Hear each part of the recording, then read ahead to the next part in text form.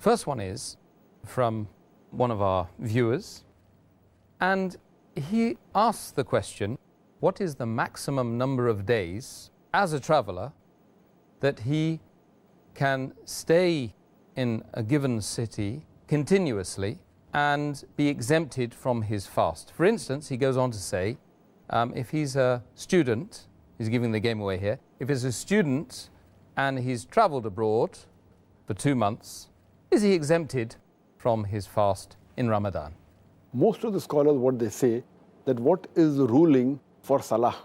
When a person travels, as Hadith I quoted earlier, that our beloved Prophet ﷺ said, mentioned in Sunan Ibn Maajah, Hadith number 1667, that our beloved Prophet says that Allah subhanahu wa ta'ala has exempted a person from fasting and half of these prayers when he's traveling, and exempted a woman from fasting when she's pregnant, etc.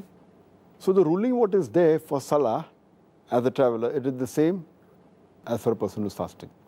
And most of the fuqahas, most of the scholars, though the difference of opinion, but as for Salah, they say that maximum person can stay in a city in one place after he has left his own hometown is for 4 days.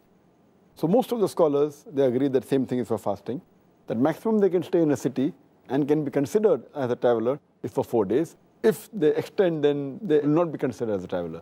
Though there is difference of opinion in different schools of thought, but the majority consider this.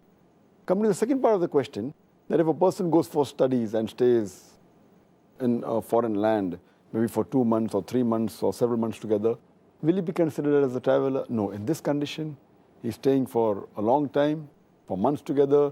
As far as fasting is concerned, he will have to fast all the obligatory fast of the month of Ramadan.